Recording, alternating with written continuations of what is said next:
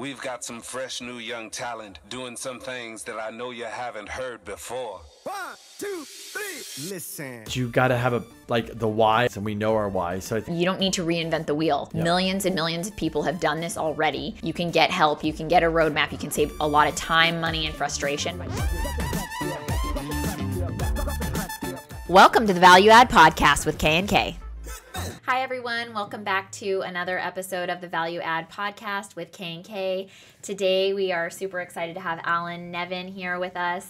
And if you don't know Alan is the Director of Economic and Market Research at Xpera Group. He has extensive background in real estate economics, demography, lending, and market analysis. He serves the development, investment, legal, and public agency communities with residential and commercial real estate valuation, feasibility, and real estate advisory services.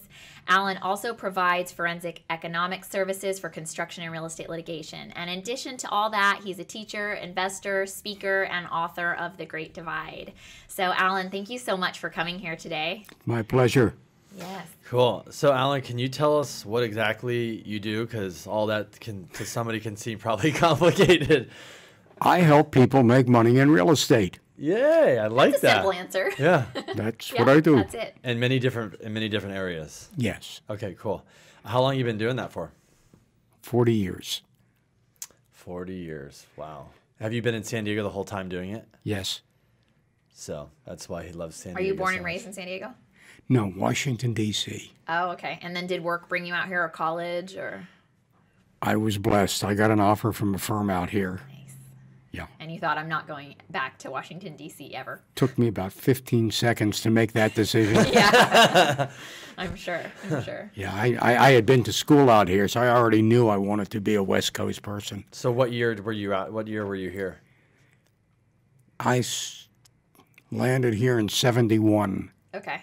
Wow. So you've seen the landscape change quite a bit since the Just 70s. a little bit. Just a little bit. Yeah. I'm sure. And you've been in real estate the whole time doing kind of the same stuff. You know, I really have. I haven't changed at all. That's pretty cool, though. You know, I mean, doing the same thing 40 years in San Diego and watching this place grow has got to be insane. And partaking Yeah. in it absolutely. as well. Yeah. And making money. Little bit. Enough to survive and stay here. So I've seen you speak. I read this book, and I had you on because kind of the way you view stuff. I really agree with how you view stuff. Crystal and I we're investors, and we do financing for a living, and we're kind of all in on real estate, and we're true believers of San Diego, and that's why we're here, and that's why we invest in San Diego. And honestly, we don't really invest outside of San Diego, so that's just because we believe in it. First question is, why did you name the book The Great Divide? Because the country is really in two parts. Mm-hmm. And there is a great divide between the Gulf states, which are the 15 states that basically hog all the growth, and the other 35 which just sort of sit there. And why, and in the book you talk about the states, why is there going to be a great divide? When is this kind of going to happen? And why is everybody moving to these states? Well, the reality is it's been going on for 40 years. Okay. And there's really been no change in the trend. The only major trend is that the Southeast has begun to attract a large number of manufacturing firms, where before it was, more or less an agricultural environment. Now there must be 20 car manufacturing plants in the Southeast United States, and there have just been another 4 or 5 that have been announced. So that is basically draining the Midwest of its jobs. Why is that, do you think? It has to do with union wages. Okay. Wow, that's what it is, huh? Really, it's about 100%. Wow. Basically, the whole reason. Okay. The whole reason. Okay. Let me give you a short example. Boeing, now we're talking in Seattle, Boeing is a union operation. 5 years ago, they picked up one whole line of their 737s and moved it to Charleston, South Carolina, which is a right-to-work state. 10,000 jobs they brought to Charleston And it's really only because of the fact that they could be non-union in Charleston. Interesting. Okay. And that saves them, is it money or is it just headache? It's a combination, but really it's money. Okay. A lot of money. Yeah, and all the benefits that go with it, and the cost of living. So when you look at South Carolina, the cost of living there is about half what it is here. Yeah. And those people are probably making good wages for a company like Boeing. So Yeah, they're tickled pink to be there. yeah. Do you think? I mean, there's a lot of talk. Do you think manufacturing is like dying in the U.S. or it's just transitioning? Oh no, it's doing phenomenally well. Okay. Now different manufacturing. We're not doing the apparel as much anymore. Okay. But we are doing far more sophisticated manufacturing, and California basically is on the cutting edge of that.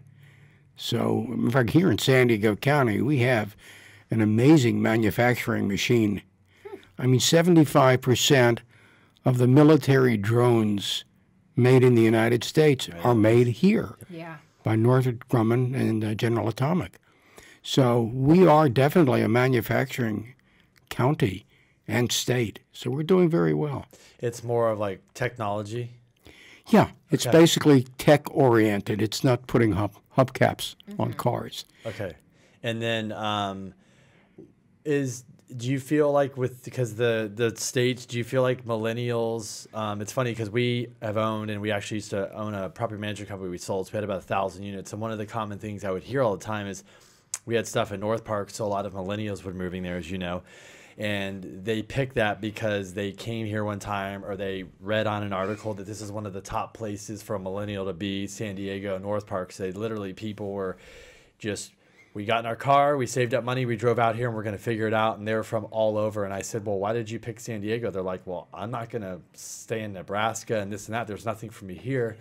Do you feel like with this migration that the millennial generation is going to move even faster and is bigger presence? Well, we're number one in the United States in terms of percent of population that's a millennial.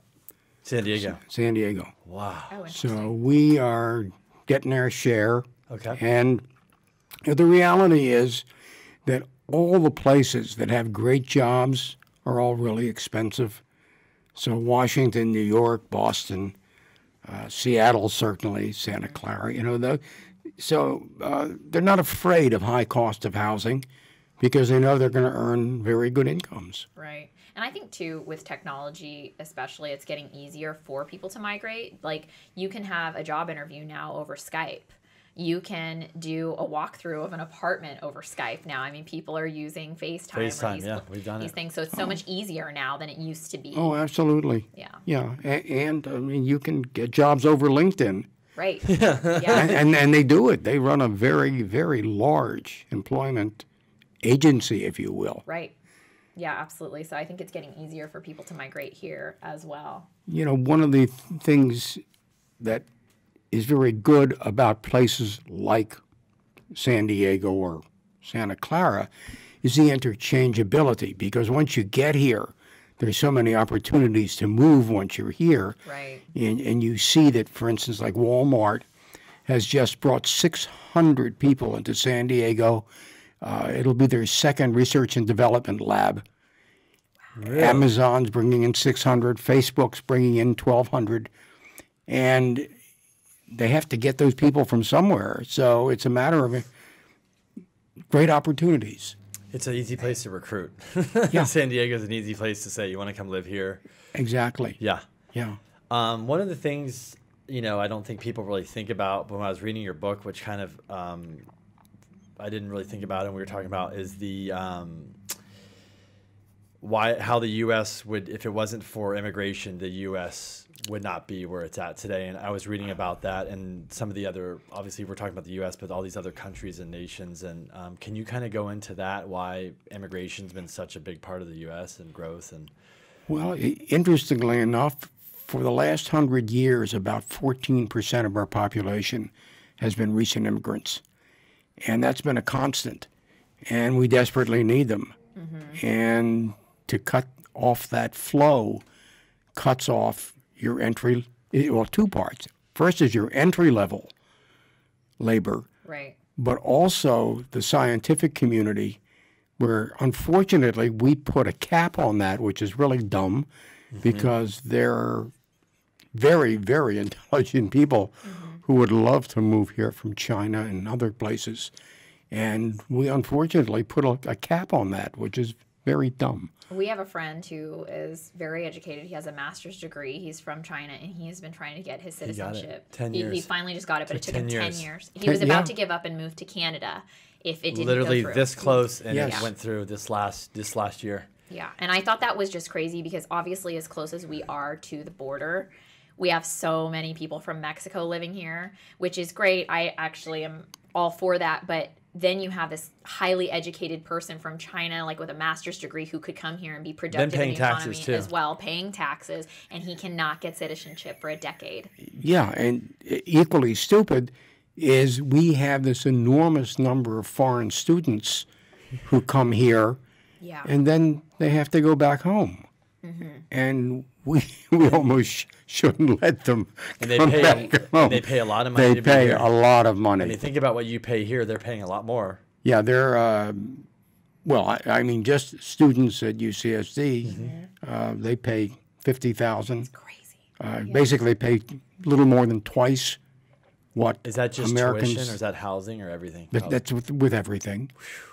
They And never afford it, $200. and you know they're waiting in line. 24% of the students at UCSD are foreign. And there's a waiting list. Oh, huge. Wow. So Just think, it's people don't think about this we stuff. really and the private schools, particularly in the Northeast, fight for that talent to bring them there as well because money's not an object with these students. Yeah. That's crazy.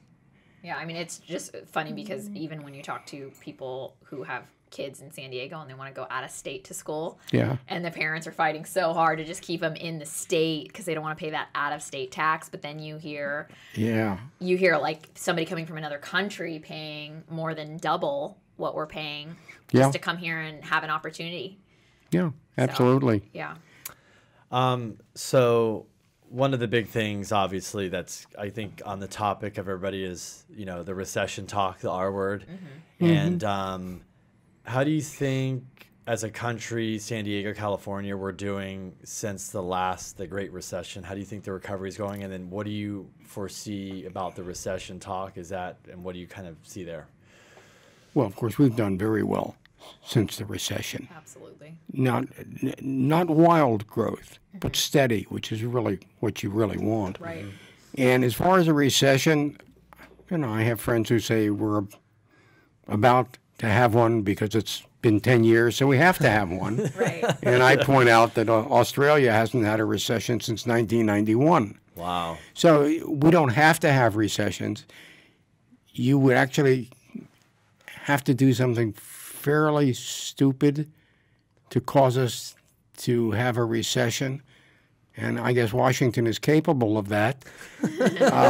So we just don't know. I mean, putting the tariff on from China has just been a terrible thing for the economy. It's driven up the costs. We've Tremendously. seen 20-30%. Yeah. I've seen on construction materials for sure. Yeah, and for instance, it hasn't destroyed, but it's been very devastating for the solar industry Oh, okay, that's right. because everything they have is steel and aluminum. Right. And the reality is that the tariff really hurts the low to moderate. It hurts the Walmart shopper because those are the goods that they buy, and they buy mostly from China. So the reality is that Washington could screw things up. Now, fortunately, the feds have decided not to raise the Fed rate, and that's very good. And they'll keep that down. And it's sort of interesting, the 10-year Treasury, which is what sets the 30-year mortgage. 245 today. Yeah, but it's typically 2%. You add to that to get the 30-year conventional Yeah. fixed rate. And I don't see the 10-year going down, but I do see mortgage rates going down. Yeah. And I see a lot of builders who, for like 2 or 3 points, can buy down the rate now to 3.99% for a 30-year fixed. And that's pretty neat. It's attractive. Yeah, very, very attractive. That a mortgage with a 3 in front of it for anybody gets people moving. You've got it. Yep. And the lenders are desperate to put out money. And I see closing costs going down. I see the credit unions almost all have no closing costs. That's true, yeah. Yep. Yeah, people are definitely skinnying up their margins quite a bit Yeah. for loans. The big guys have to keep that machine going. Yeah. Yeah. And if they have to drive down the rates to do that, that's what they're going to do. Do you think builders should be confident in this market starting? Because I see, for example, we live in Civita, just down the street, and I've been kind of surprised. There was one project that moved forward, but now there's another project that hasn't even broken ground yet, but they're doing pre-sales right now for homes. And I just thought it was interesting timing in the market since we've had such a good run. I would maybe be nervous about selling in a year or two from now. Do you think that builders should be confident? Oh, I think they have to be. Yeah. Yeah. And the reality is, and it really is a matter of price and location. My friend Bill Davidson has a tract up in San Marcos, San Elijo Hills. Okay. Homes are $2 million. He's been selling one a week. Wow, still. He only has 4 left. Who's the buyer, you think? Who are those buyers? Affluent professionals, average age 40, 2 little kids. Engineers, Engineers, CPAs, software. doctors, all that stuff. Yeah, Okay. exactly. So when people want a home, they're going to buy it. The housing market, I just saw a report that just came out on North County, and I was really pretty much surprised. They've basically done in February of this year, basically the same they did in February last year. Same number of sales. Inventory's up a little bit, but it's a pretty good marketplace out there. It's interesting because I think when we're talking to people in different parts of the industry, like our friend that owns an escrow company, and then I heard CoStar talking about inventory. So it seems that everybody's kind of looking at these numbers and seeing a little bit, especially at the beginning of the year, which I think is somewhat to be expected for the time of year, but they saw listings drop and things like that. People are kind of scared about. I think everybody's just waiting, like you said. It's been 10 years and it's been so good. Right. Things dropped a little bit. I think we're headed into maybe a recession, or we need to watch things really closely. So you still see a really healthy market overall. Well, my problem is I look at about 12 different indexes, and I don't see any of them have any weakness. And maybe I'm not looking at the right indexes, but one of my favorite indexes is car sales, new car sales. Yeah. That's We've had 5 years in a row where we've sold 17 million cars.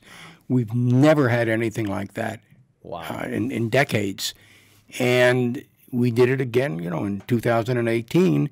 And 10 years ago, the average car sold was 22,000. Last year was 37,000. Wow, Yeah. that's a big And jump. 70%. I read an article about that. Yeah, Right. It's crazy. Yeah, and 70% are SUVs or small trucks.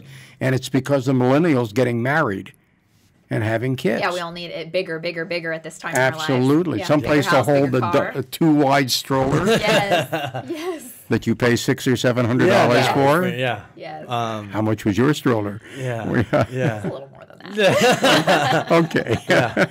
Unfortunately, I'm that person. Yeah. Do you think since, I read a lot and do a lot of, like you research and a lot of articles, a couple things I've read is since the recession, obviously we didn't build as much, obviously because there was a period where nobody built, so we're behind. Right. So there's a couple statistics I wanted to ask you about. One thing is the big thing is millennials, because they came out of college in the recession, they got the student debt, which is obviously becoming stacking up, becoming a problem. But they're not buying like they were. If they didn't come out, this last group in a recession, they're not buying. They saw their mom, their grandma, their uncle lose a house, and they're like, that doesn't look like an American dream to me. That looks like American nightmare. And obviously, this whole thing about renting has become bigger because people want to be mobility and move around. Do you think that is factoring into maybe housing would be stronger now if there was more millennials buying, or do you think it's going to get pushed off? Well, you've just covered about a half a dozen topics. But first of all, let me deal with student debt. Yeah. Okay. The average debt. He's got it. We're good.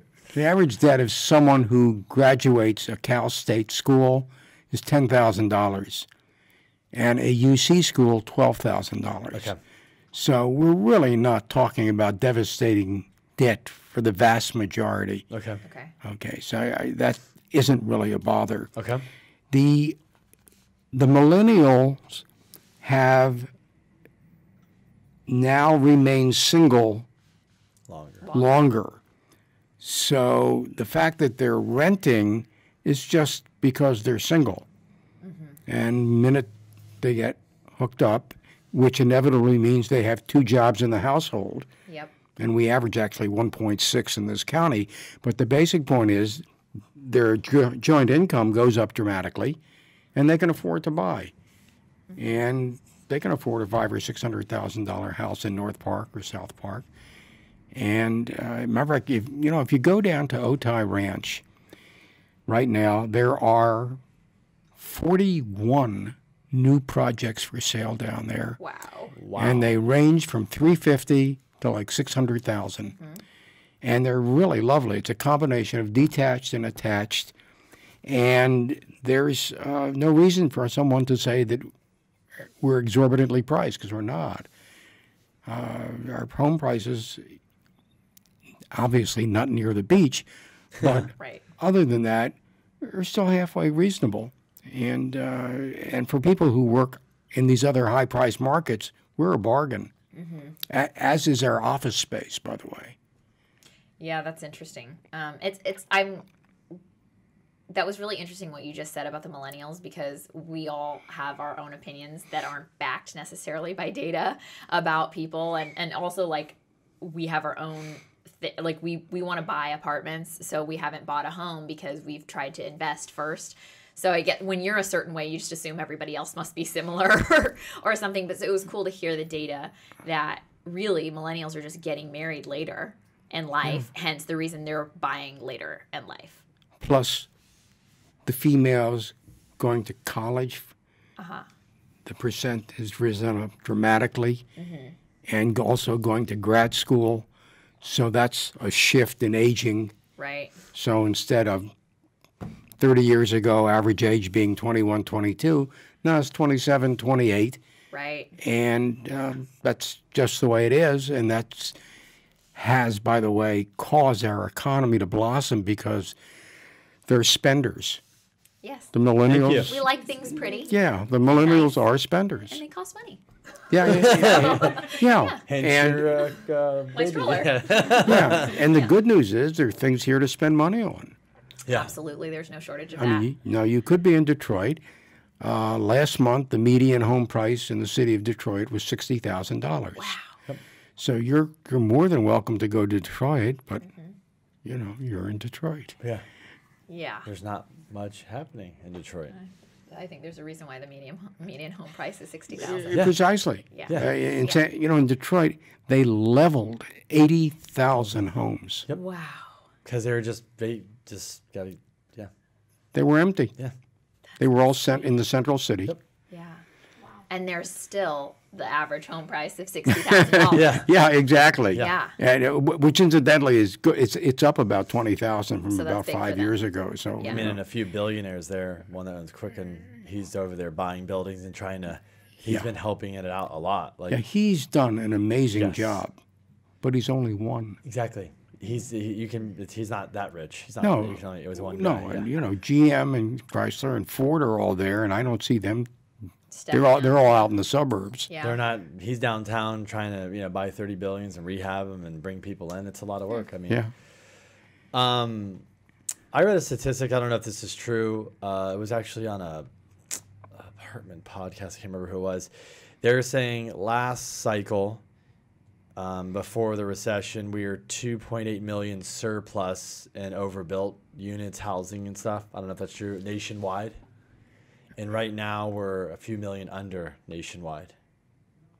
Well, the reality is that most places have a supply-demand balance, and we have a shortage. And there are other places that have shortages. There are very, very few places right now that have an oversupply. Okay. Southeast Florida is one of them, but most of the rest of the nation is in a beautiful balanced situation right now. First of all, the home builders are not overbuilding. They're building in much smaller increments, and they wait till they're mostly sold before they start the next phase. Do you think that's because they're still scarred from last cycle? Yeah, that's Yes. they learned. Yeah. Cycle, yeah. Yeah. And when we were at the guy from that spoke, the Economist guy from what is it? CoStar? Yeah, he said we're 100,000 units under here, San Diego. Yeah, mathematically we're 100,000 units short, and the reason we know that is that there are 66,000 people that commute every day from Riverside down here, and there are 20,000 that come across the border every day. Okay. And about 40% of our millennials still live with their parents here. So, yeah, we have a housing shortage. Yeah, and then what's our population growth in San Diego generally? 3.3. Okay. Yeah, so And every decade we add about 250,000 people, Okay. a little more. Which is a good growth. It's rather nice. It's not wild. It's just steady. Steady. California as a whole steady, or is it? No, it just continues to grow. We just we're about 10% of the state, and we sort of follow the state pattern. Because there's a lot of talk, though, about people migrating away from California because of taxes. So I was just curious about the difference. Or expense. Yeah, because I don't know that you could, and it's funny because we recently hired a new CPA and we were talking about tax strategies, and he was like, well, I do have these strategies for some clients, but some people might be willing to do things and not. So like maybe I say you have to move to Arizona to save money in taxes. I don't think that there's probably an amount of money that you would pay me to just go move somewhere for that convenience. No, we always have people moving out. Right. But when they do the surveys of like the van lines, pretty well balanced. So we have more people still moving in than we have moving out. Well, first of all, most of our growth, about 70 to 80% of our growth is just natural household formation. People having kids. Right. So we don't get a huge amount of immigration like we did 30 or 40 years ago. Okay. But we still grow. What's the big, just speaking of San Diego, what's the big draw to San Diego, you think, for a lot of people with, like, what are the big, employers, draws? What do you think is such a big draw for San Diego from, like, your point of view? Well, for the college educated, it's definitely the quality of the jobs here. We have this amazing number of economic drivers that most metropolitan areas will have maybe one or two economic drivers. We have 8 or 9 because we have the biotech, and we have the university system, we have tourism, we have manufacturing, and certainly electronics and transportation. So we have an extremely broad range of economic drivers. And we have military. I don't know if you said that, but military is just... Yeah, military is still about 25% of our economy, but it's not just the military in uniform. Yeah, I read your book. I was fascinated. You said people think we just have people here that are in uniform. You said, there's another whole group that are contractors that are here, which I was surprised to read in your book how big that population was. Yeah, we're number 2 in the nation to suburban Virginia, and that's only makes sense, because of the Pentagon being there. But matter of fact, we're about to have another tsunami of military spending here. The next couple of years, actually the next 4 or 5 years, it's just going to be wonderful. They're going to be putting up an enormous amount of housing in Pendleton. Okay. And they're building the new SEALs facility like in Coronado. Right, drive down the Strand and take a look off toward the ocean. You see it's all fenced off for about a mile down there at the bottom. And we're getting a new facility to handle the new F-35s, which will be coming here pretty soon, loudly. But but still, the military dollars are pouring in here. So and good. is that, like, I think because we're buying in National City too, and we have a friend that's investing pretty heavily there, but there was talk that they were bringing military jobs to National City. We were told by a military lady, you know this or not, and I think I got an article from it, by 2025 or 26, I think they're moving an entire base to National City. So there's another 10,000 personnel, 10,000 families, and you actually have to have people to service all those people. So they're saying another 25,000 people to that location over the next 6-7 years. I don't know if you heard anything about that. I have not, and I don't know where it would be. Yeah, I don't know. They just said when we were at this housing thing, and there was this planning session. There was a lady, Cameron met a lady with the military, and she said, yeah, we're moving an entire base from somewhere here. They're just moving them to the base there, and we're like, wow, where are they going to go? And she's like, that's why we're saying housing, housing, housing. And it's all these, there's a lot of guys, apartment owners in the rooms, you know, that are builders and stuff saying, you know. City was selling off some sites. Yeah, like this is why we need housing. You know, it just keeps, like you said, expanding and growing here. Yeah, I think there are marvelous opportunities in National City. Mm-hmm. Yeah. It's been underpriced for a long time.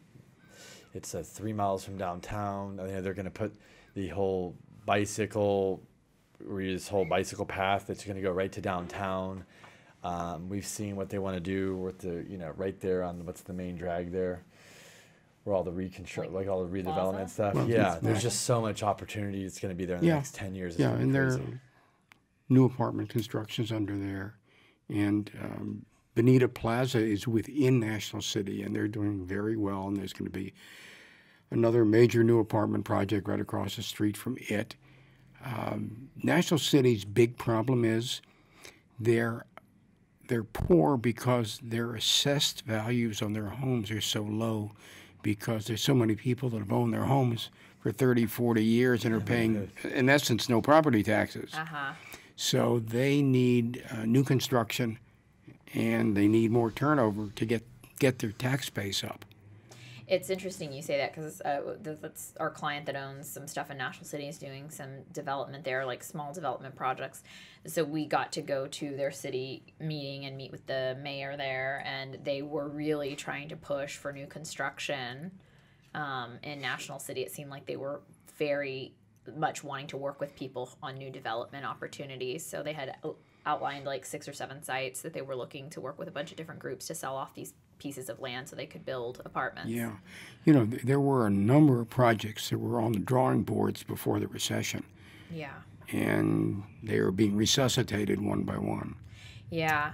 And I think a lot of people now are getting more nervous. Certainly they were before they knew that the rent control didn't pass.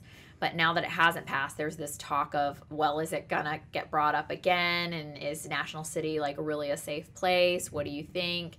What are your thoughts on the rent control and what's going to happen with all of that? Oh, it's not going away. Yeah. I mean, there are too many people in Sacramento who think it's a good idea and have never owned an apartment project. So the answer is We're going to battle it. It's just going to be here.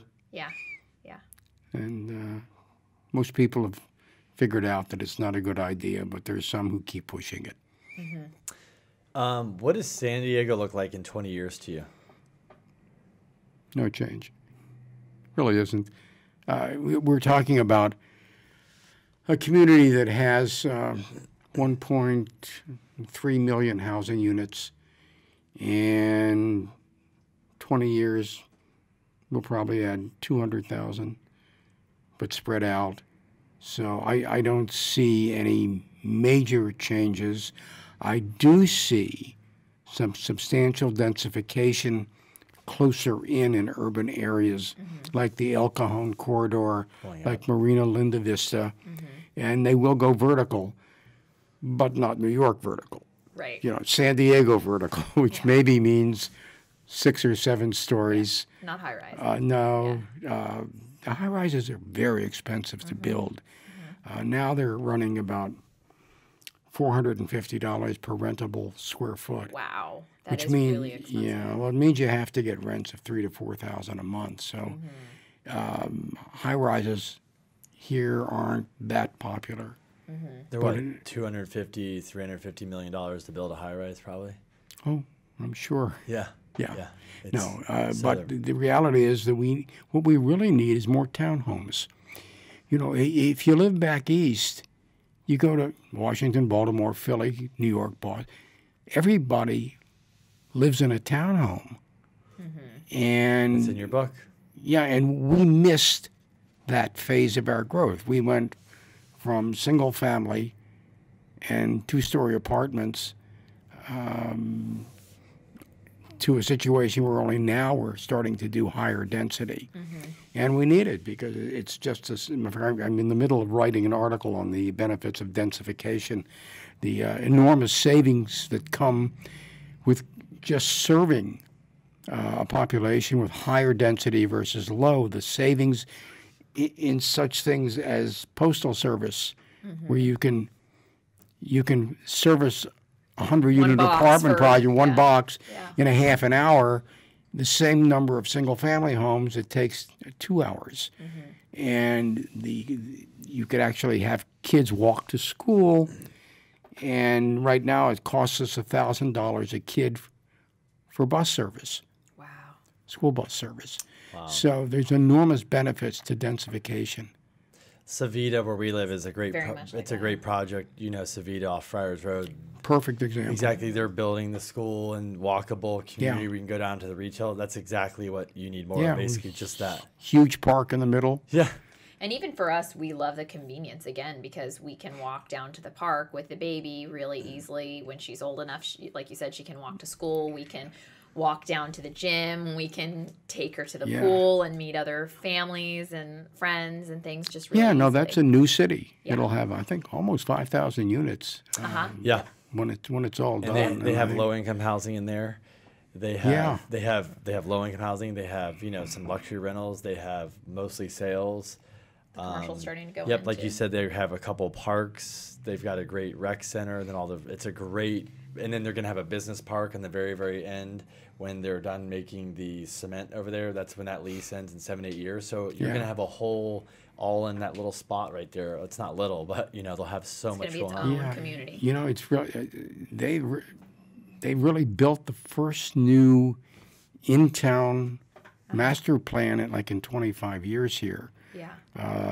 I think Sudbury's done a great job on that. And the last one to be built here was Renaissance up in UTC, which was 25, 30 years ago, and that's been an incredible success. And I think Savita will be the same thing because it does have a mix of housing, just as Renaissance does. And their rentals have been extremely successful. The first project, Circa 37, was an enormous hit, and now the new one, West Park, I think it is. Yeah, they've been very, very successful, and now Chelsea has a couple of low-income. They're not really low anymore. You can earn $60,000 a year and qualify there. But the basic point is that they will have an amazing mix of product there. Yeah. And I think the architecture there has been very, very good. It's just really, it's a really nice. They've done a really good job. Yeah, Shea's done a great job. I agree. Coleridge with their new Elevate. Yeah. Is pretty neat. So I think it's going to be a very fine community. We live in Frame and Focus, and we were just saying too, we yeah, never okay. wanted. We lived in Mission Hills before that, and just a really cute craftsman. And I never thought that I would want to be in one of those kind of like cookie cutter communities. We were just kind of like, ugh, when we did it. But we also really believe in living close to work, not having a commute. So I was surprised at how much I really love it there, because there is that sense of community when people are that close together, and everybody talks, and everybody's kids can kind of come outside and play, and everybody's running around with the dogs, and you do get a really nice community feel, and you become friends with your neighbors, which is, I think, something we've gone away from for a while. True. Too. No. I mean, how many neighbors do we know that we've never known before? It's unbelievable. Right. Yeah. So now it's like kind of circling back. I think that kind of community atmosphere is bringing people together too, in a way that was like another thing we didn't really think about, but it's really nice to have that. Yeah, it is. So one of the things that Crystal and we talked about before we started the podcast here with you is multifamily. Yes. So that is where we plow most of our income, and we've done really well with that. It's kind of funny because obviously multifamily, the prices have gone way up per door. And, you know, so many people now are like, oh, it's so expensive. And so we have a lot of clients because we do commercial financing that own a lot of units, thousands of units. They've been in the business, and they go, you know what? It was expensive in 1970, then it was expensive in 1980, and it was expensive in 19. So they just keep saying, you know, in 20 years, do you really think this is going to be expensive? And this is their mentality of how you invest. And what's your philosophy on multifamily? And starting in the late 70s, my friend Marv Carroll and I accumulated about 1,000 units here. wow. Average price was $23,000 a unit. We were fairly stupid and didn't keep them. We took our nice profits and left. But I will tell you, by far, my wealthiest friends today never sold. They bought when we did, and they've just held on to them. And I'm a big believer in apartments. I guess I've converted 8 projects from apartments into condominiums. Oh, wow. And I think that's a great business. It's to the extent that we were able to supply moderate-priced housing. Okay. Biggest one was 123 units called the Point Loma Yacht Club. Oh, okay. And the first one was at 70th and Dale called Westwood Village, 108 units. Wow. And we sold 2-bedroom, 2-bath, fully renovated units for $34,900. 75% of the tenants bought their own units, which was That's a cool. bonanza with like 3% Wow, that's a down. crazy number. So I love apartments. The problem in this community is that our average apartment unit is 50 years old and not in good condition. Right. And our renters are B quality, but they're forced to live in C quality apartments because that's all we have. And I think the opportunities for renovation, repositioning projects is just enormous. And it's really interesting. Some of the big guys have gotten into it, but most of the mom and pops haven't even remotely begun to do that. I agree. And I just think there's such marvelous opportunities out there to upgrade C's into B's, particularly in urban areas. God, North Park certainly is a great opportunity. You know, basically anywhere between 92101 and 92115, which gets you all the beaches, gets you North Park, Golden Hill, and Logan Heights, Barrio Logan. I just think they all have enormous opportunities there for rehab. And the key to rehab, for me, the only thing you have to do is put a washer dryer in, and that Pretty much steps it up a notch, that huh? does it. Yeah. And when you put the washer dryer in, it cuts your turnover in half because they don't want to move to another apartment unless it has a washer dryer. Right. So I've never a really smart way to look at I've it. never really, it's funny, as much stuff we've done, we've never ever thought about, like, why would you, we're like, what a pain in the butt to get a washer dryer, but you're saying is it's Well, and the cost. So then when you're no, spending but you're right. $20,000 a unit Like he said, already, if like they're going to go another somewhere 3 or else, 4 more, the chance of that makes a lot of them having a sense. washer dryer is probably it's not happening. but it'll cost you $1,200 and you'll get $150 a month more, so it'll pay itself off Right. in a year. It's probably the single best investment when you're rehabbing a unit. And the other thing, by the way, is putting up garages. Yeah. We are desperate for garages Yeah. here, and you can put up a garage for $8,000, and you get $150 a month for that. So it'll pay off relatively few years, and the self-storage business here is just remarkable. Oh, gosh, what a great business. It is, and people move here and they've got stuff, and they won't get rid of stuff. Yeah. And so, yeah, so you build them a garage in an apartment project, and you basically you give them a garage and a washer dryer, and They're not leaving for a while. you know they're not moving. Yeah, that's smart. I agree. So your answer to if somebody is complaining about the price per door now and they're like, oh, it's so expensive, your philosophy, I mean, you would think we just say that in 20, 30 years, we just don't, it's not going to be any cheaper. I'm quite certain of that. I mean, the CoStar, when they spoke a couple weeks ago to us, said that prices have doubled since 2008, at least in San Diego. He was speaking just to San Diego, but I mean, we've doubled prices since 2008. So that speaks. When people tell me that the market's getting too expensive, I'm like, as compared to what? The past, you know. So yeah, the prices will not go up in the next decade like they have in the last decade. Yeah. Right. That's a given. But if you renovate, they can. Yes. Because it's just a matter of capitalization rate. And you get really good value out of that because we had a couple projects that we've done in North Park specifically where if I'm putting in $250,000 into renovations, I'm easily getting $500,000 back, if not more. And it's so easy. And we've done renovation seminars for the apartment association. Oh, cool. Very cool. But they're mostly mom and pop owners. They've owned their units for 20, 30 years. They don't have any debt. They've had the same tenants. They don't want to raise their rents. And they don't want to rock the boat. Crazy. So it doesn't happen. Now, the other thing that's obviously coming our way is the granny flat, which I think marvelous opportunities for profit.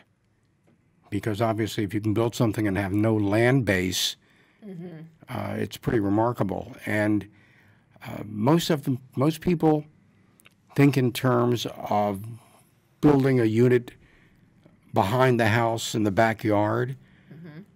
I don't think that's a terribly economical way to go about it. I would just go all over North and South Park, buy one-story units and stick a second floor on it, and that's your granny flat. And you can do that for amazingly little money. That's interesting. Comparatively. Yeah.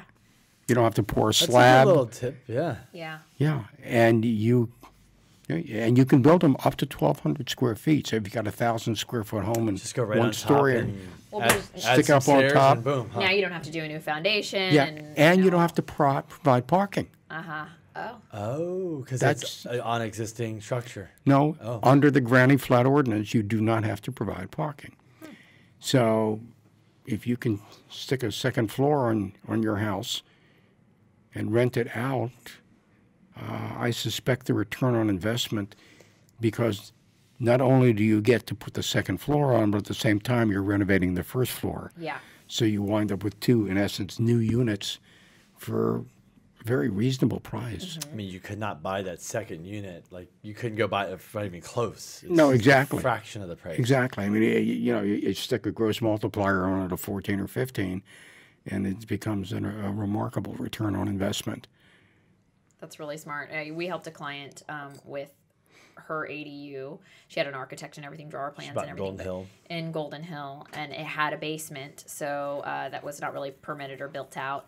And she did the granny flat there, and she's done really amazing. She's VRBOing it. Yeah, she's doing the vacation rental with it, and Oh, she's done really That's well. great. Yeah. I'm big on vacation rentals. I was going to, since we threw that out there, what do you think about vacation rentals? Okay. We did a major study for HomeAway, which is owned by Expedia. Yeah. And the numbers are really fairly fascinating. First of all, in the city of San Diego, 85% of all the short-term rentals are in 3 zip codes, and nobody else really cares. So, 92037, 92109, and 92107. So you're the beach strip. And other than that, there are really very few people in the short-term rental business. The business here for short-term rentals is a big part of our tourism business. Like ConAm, 70% of the people who come from out of town stay in a Airbnb type of unit. Yeah. Well, the hotels are booked. Yeah, the hotels are booked 2 years in advance. Yep. You can't get in. There's not enough of them. Yeah, so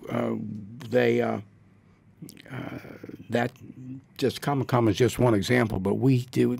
The city of San Diego pockets $20 million a year in TOT Wow. from short-term That's rentals. a couple dollars. Yeah, and they pay for themselves very well. People say, yeah, but it's really hurting the moderate rent business. That's not where they are. Yeah. And they're not.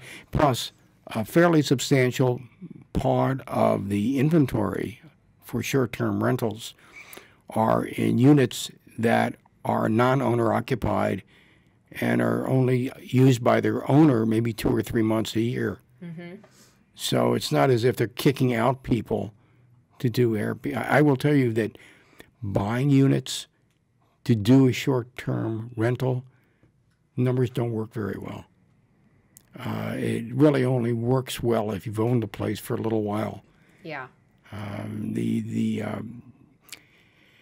To really make it in the Airbnb type of business, you've got to be occupied like 70% a year, and the costs of running one of them is fairly extensive. And if you have a third party running it for you, So expensive. it could be 20 to 30% of the revenue. Yes. So the reality is that if you've had a house for a while or you inherited one, great use of it. But otherwise, it's not a terribly good business to be in. And like you said too, if you're you've got this second home that you don't use very often, it's just really smart to go ahead and at least monetize the time that you're not there. Yeah, I mean, the entirety of Mission Beach, Right. is that. Yeah, we so we have a 4-unit La Jolla Shores, and we've done 3 of the units VRBO for about 3 years. We just took them back because we were paying a lot for management, but they're actually doing well, and the reason why they're doing well is because the competition in La Jolla Shores, we have these one little bedroom casitas. There is no competition. There's nothing like them. And once you get them going and they kind of get out there and people realize we're at 80-85% occupancy, so we're kicking butt. Where are you in the shores?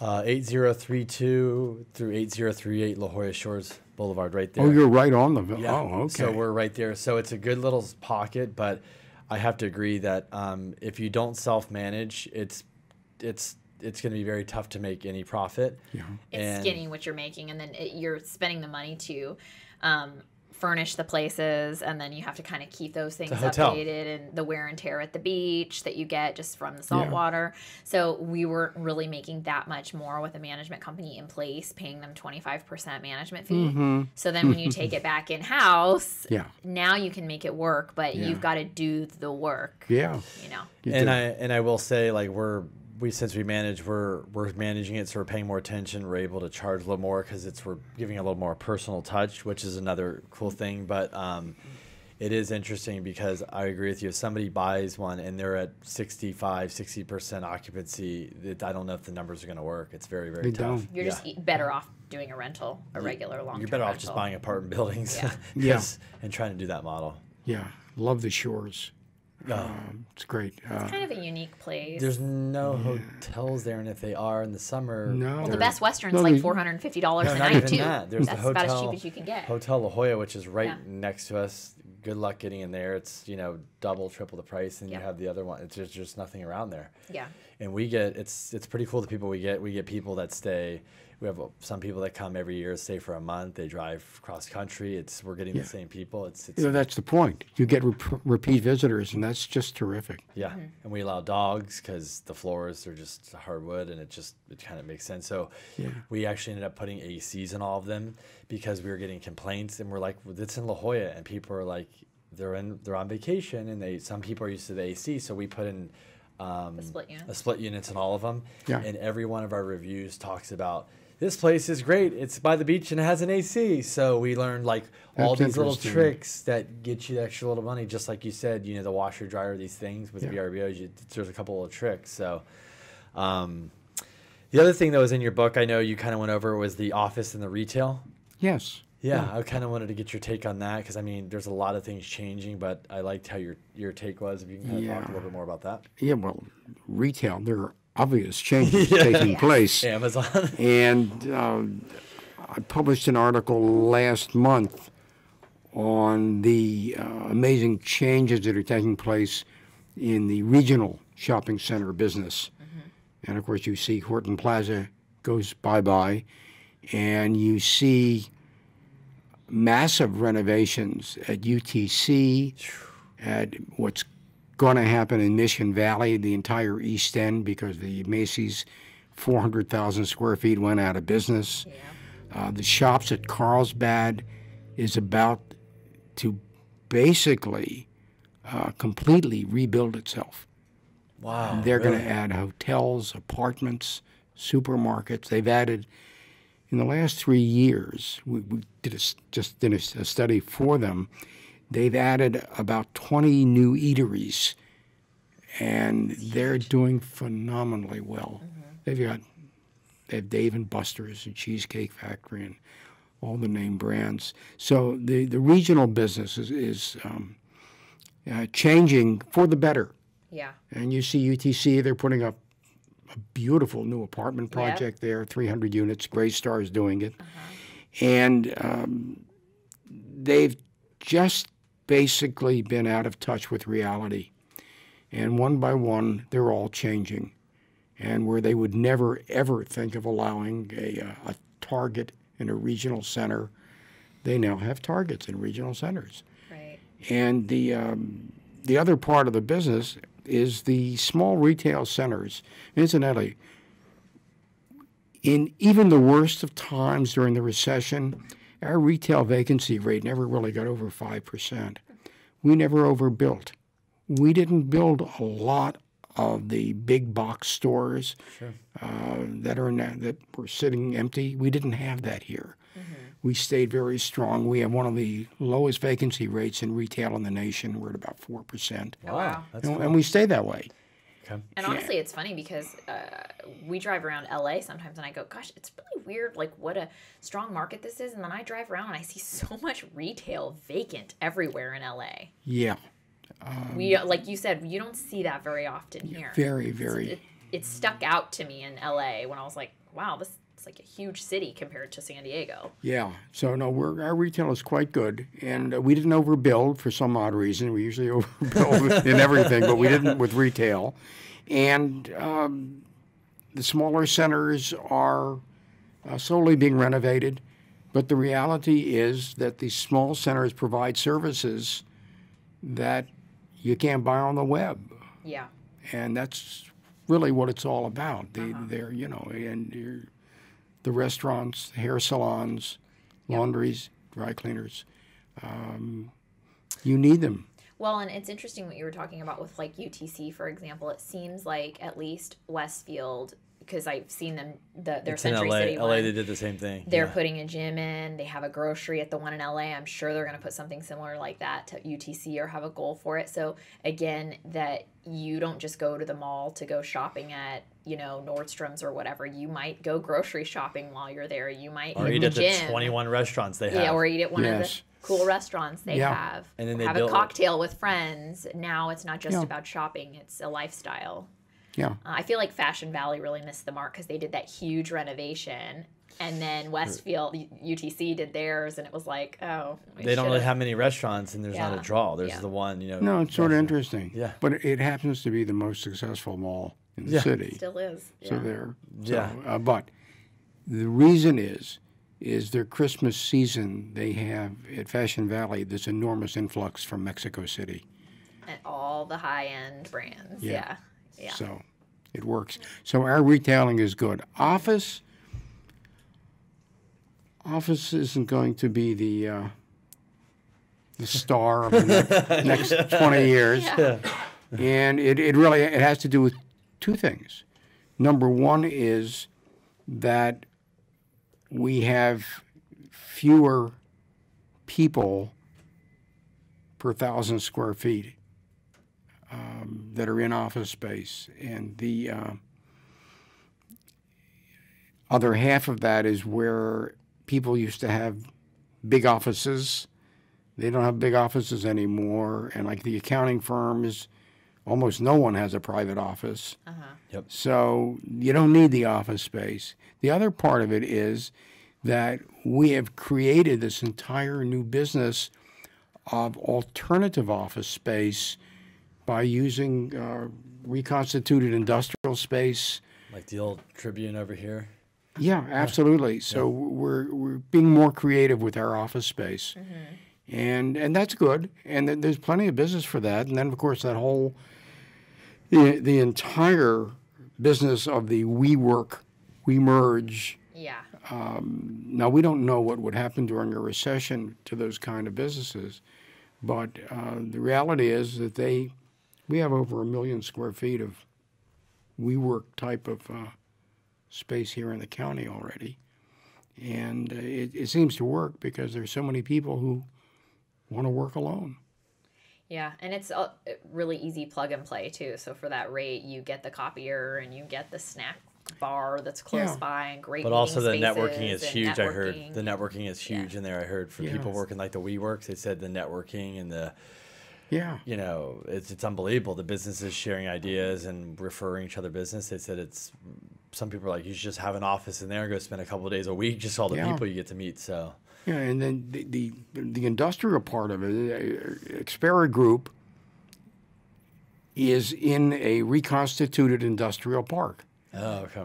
And now every one of the buildings in there is basically in a high-tech business. And we have a 12,000 square foot space, 24 feet high. Wow. And cubicles. There are a few of us that have private offices, but nonetheless, most people are in cubicles. And we have a large kitchen set up and several nice conference rooms. And it's a very comfortable place to work. And that's what's happening. Do you think in Mission Valley specifically, because I think we call it Commission Valley, and there's so much of this like old office that just has not been redone, and it seems like they're slowly starting to take some of that down. Do you see a shift happening with a lot of the buildings here? Well, we need new office space. I mean, most of our office space is C quality. And not much you can do about it. You take the old UT building, and across the street was the headquarters of MH Golden, an old construction firm here. It's about to be scraped. Yeah. Trammell Crow is going to put up 300 apartments there. Yeah. Oh, is that what they're doing? Yeah. Wow. So we do need new office space. Qualcomm's a good spot for it. I'm sorry. Qualcomm would be a great spot for it. And it will have. Qualcomm is going to be a marvelous project. Yeah. Don't you think they'll have tech office there? They'll attract some really good.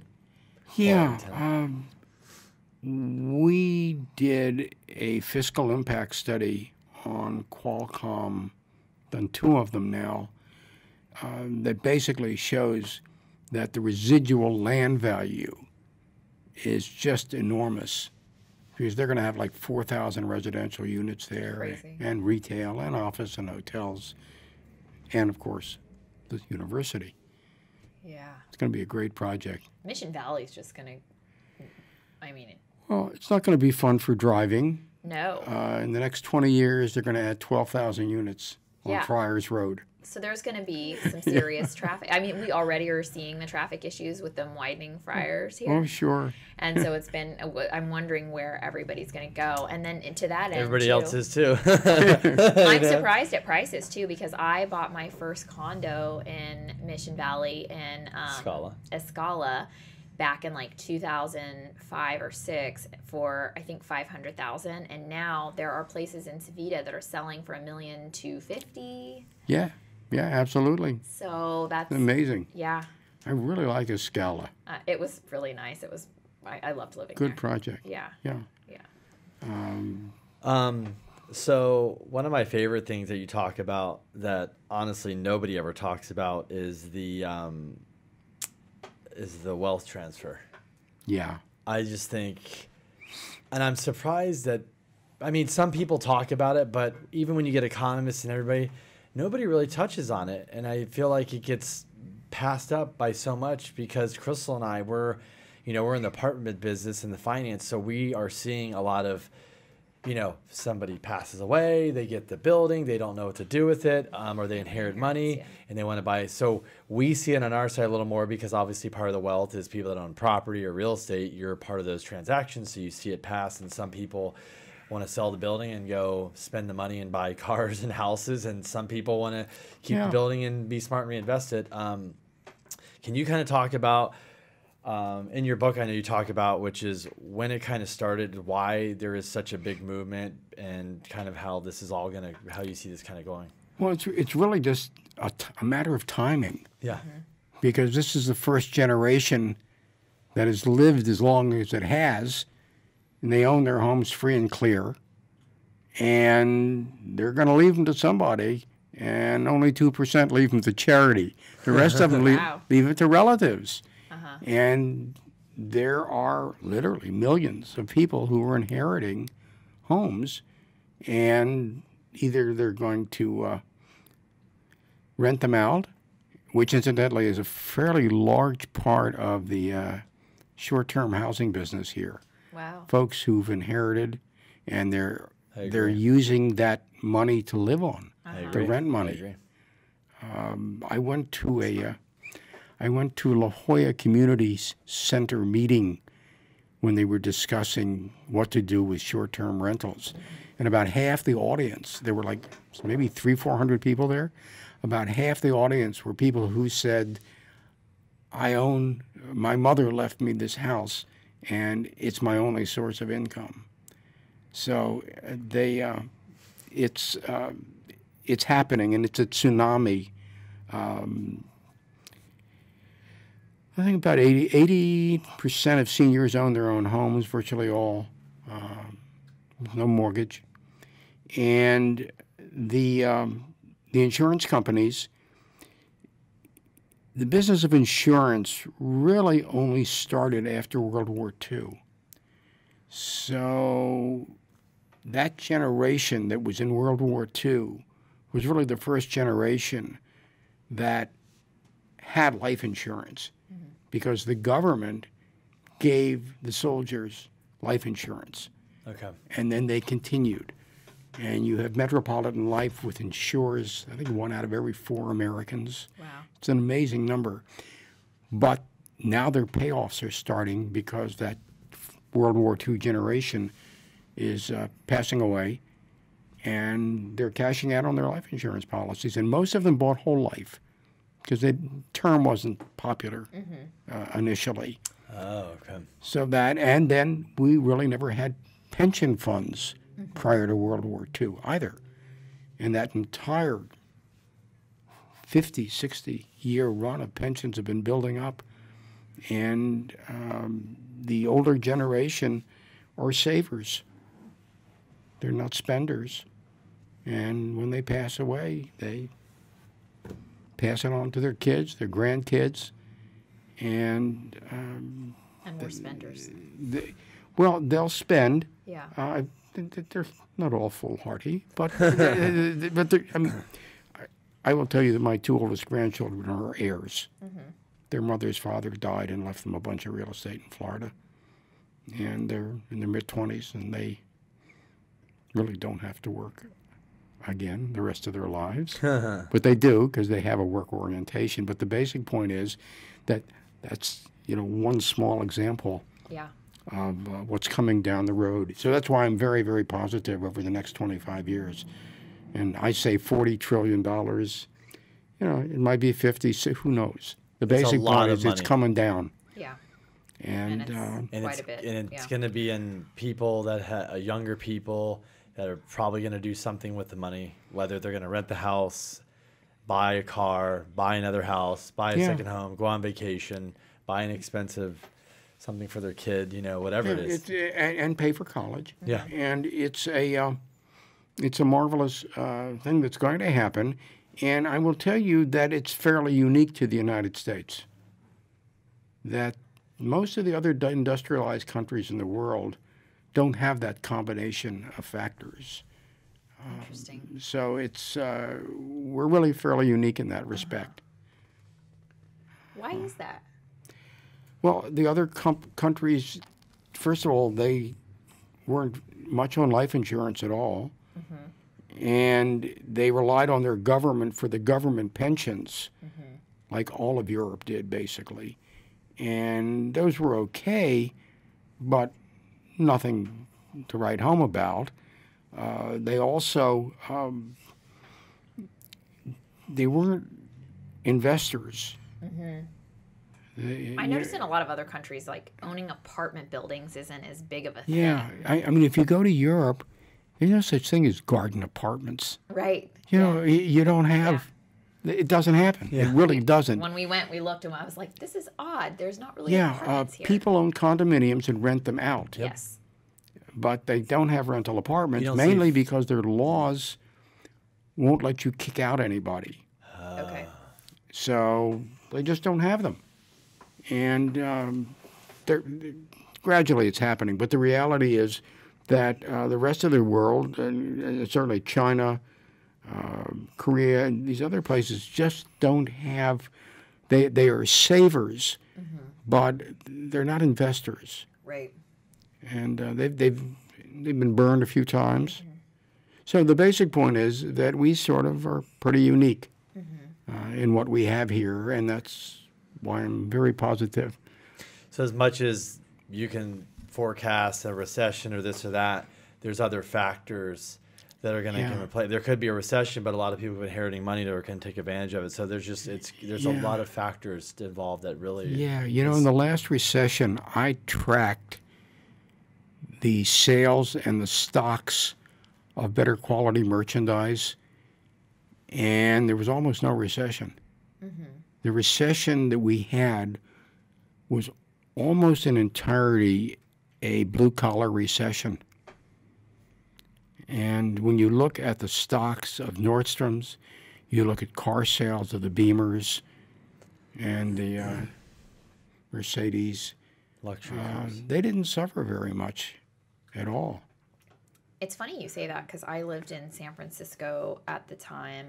I moved from San Diego and took a job with WAMU up in San Francisco, and I lived there from late 2006 until the end of 2008, and it did not feel like there was any recession in San Francisco. Like we were in this bubble where real estate prices were going up, and people were doing really well at work, and everybody was doing fine. I mean, you look at Salesforce, which was starting just then, and what has happened to that.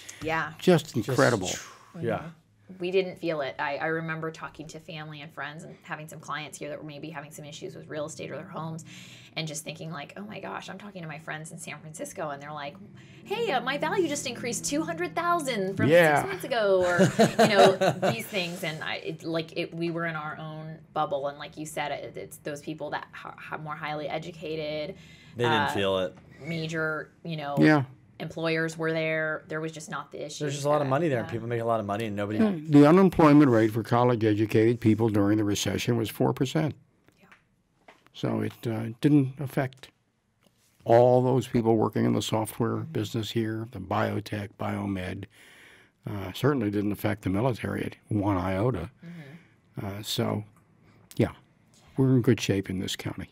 And we were talking just a little bit before we started the podcast. I wanted to kind of talk about it on the air is construction, because I was mentioning that I was talking to our Home Depot rep, and they were kind of thinking that construction, their numbers weren't going to do so well the second half of this year, and that maybe like construction would start coming to a slow, like a pause. And then they actually said that we think renovations are going to come to a halt. Like basically nobody's going to be renovating. That was Home Depot's outlook. Yeah, that was the outlook. So I just want to hear from you, your insight on that, and where you think it's headed with rehab and construction. Let me try from a national basis.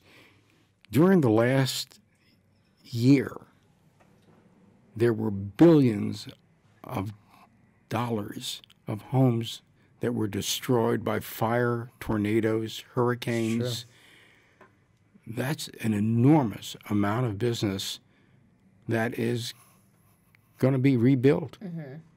And you just go up like Santa Rosa and see thousands of homes torn.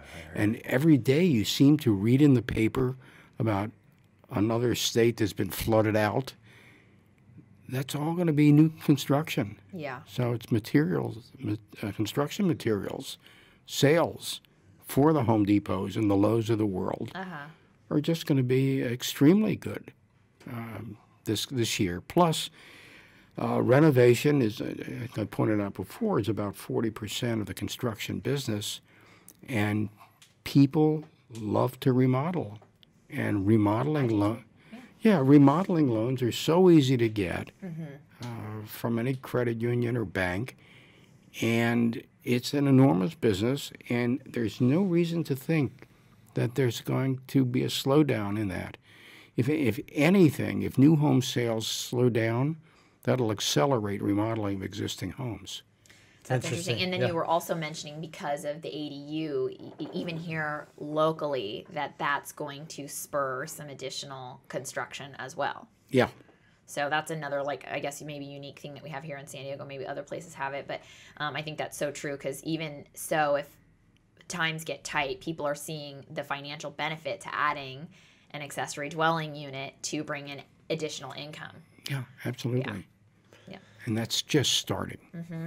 It really is, because I think a lot of people were looking, I think they dropped down the fees, because before people thought maybe it was expensive or they didn't quite understand, but I'm hearing a lot more about it now, catching on that everybody can now kind of get this free bonus unit on their home. It is a bonus. Yeah. That's why they call it, that's why they call it a bonus. So. Yeah, it works extremely well on small one-story homes. Yeah. And we have a lot of those. So many of them, yeah. A couple quick questions for you before we wrap up. What's probably one of the top questions, because you're in like everybody asked you? What's probably the number one question everybody always asks you? Oh, when's the recession coming? So we covered that. What's your answer? And my answer is, I don't see one coming. Yeah. I mean, unless something really abnormal would hit, and I can't even envision what that would be. Mm-hmm. Certain parts of the country could feel slowdowns, and other parts maybe that, or no? Yeah, well, states like Texas will keep on booming because they're just an incredible job machine. Mm-hmm. But all the gold states are doing very, very well now, extremely well. What's some of your favorite places in San Diego? And where do you think, in San Diego, some of your favorite places, and where do you think is going to be some of the biggest changes in the next, 10 years, for example, in San Diego? We'll see. Oh, I think the entire El Cajon corridor, Washington University to El Cajon, all the way out to La Mesa, and then you are going to be seeing major changes in Hillcrest, because the new Uptown Planning Group is all pro-development. Very unusual. 7 candidates, all won, all pro-development. Wow. So you're going to see some huge changes in the greater Hillcrest, Bankers Hill area, which is neat. Yeah. And then the military is big, but it almost pales in comparison to what's happening at UCSD, which is an incredible machine. At all times, they have about $2 billion in construction and planning. Wow. If you go up there now, there are probably 7 or 8 cranes in the air. Wow. They have 3 new villages under construction. The first one is called Living and Learning, and it's right on Torrey Pines Road. And they're going to have 2,000 beds and 2 high-rise buildings, educational buildings. It's an amazing institution, and they're growing by a couple thousand students a year, and they are in the middle of a $1.5 billion campaign, and I think they've got most of it already. Wow. They're an amazing machine. And, of course, they're opening a campus downtown, which is very nice. Wow. So it's an amazing school, huh? That school is just... It's one of the great ones in this country. And then San Diego State will have its new campus, which it desperately needs. Yeah. And San Marcos is on an expansion path. Oh, yeah. They're adding about 1,000 students a year. And USD is growing. They don't have much room, but they're growing slowly. So basically speaking, the university system here is really on a roll. It's a fairly popular place for people to go to school. Who wouldn't want to go to college here? Right, exactly. Honestly. What's your, like, just curiosity, what's your why? Like, why do you just continue to teach, you continue to, you wrote a book, like, why do you keep doing it? Like, why not just, I'm done and retire, and what's your why? It's fun. Yeah. I can't even remotely think of retiring. Okay. One day off a week, I go nuts. I love it. Yeah. Keeps you going. I'm in a fun business. And I see all the wonderful things that are happening in this community. And it's great to be part of it. What's something that we don't know that we should know? From your perspective of... Well, it's a good question. I think that most people can't envision tomorrow. And you have to be able to do that to see what's going to happen here. I mean, even if you look at downtown San Diego and look at the last 15 years, there's been an enormous change in downtown. I just look at the Doug Manchester, what's going on, I'm like, oh. Yeah, and it's just starting, because between Doug Manchester's project and the new Seaport Village, and you're having new hotels on Harbor Island, and you're going to see, on average, about 1,500 to 2,000 new housing units a year built downtown. Wow. Of all different kinds. And you're not even going to be able to walk on Fifth Avenue, right? Plus, we'll see a new convention center, a third phase of that. And you'll see our cruise business is starting to come back again.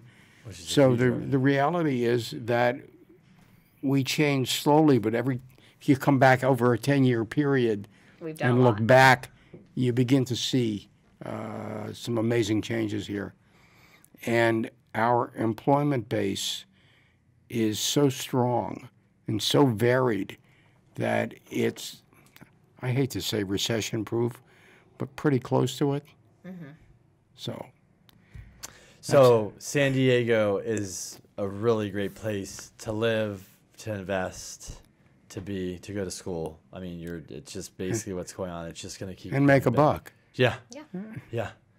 Are you working on any fun projects now besides, or is there anything you're working on now that you're kind of... I'm working on the second edition of my book. Cool. I'm expanding the international aspect, because there are a lot of things happening internationally that inure to the benefit of the United States, despite who's president. Yeah. And I guess, am I allowed to say that on the air? So here's your book, The Great Divide. Just putting it on the camera. I really enjoyed it. It's actually a pretty simple read. Yeah. It's fun, and there's a lot of nuggets in there. I know we could spend 3 hours going through it, but I appreciate your time, Alan, for coming in. My pleasure. If anybody wanted to reach you, what's the best way to reach you? Go on the web and look under Xpera Group. There you go. That's simple. Awesome. Well, thanks for coming in. And the book's available on Amazon, as you might imagine. Yes. And they should absolutely get Please buy the book. Yes. It's good. So yes. Thank you. Cool. Thanks, Good. Alan, for coming in. I appreciate the time. And it's my pleasure. Yeah. It's fun.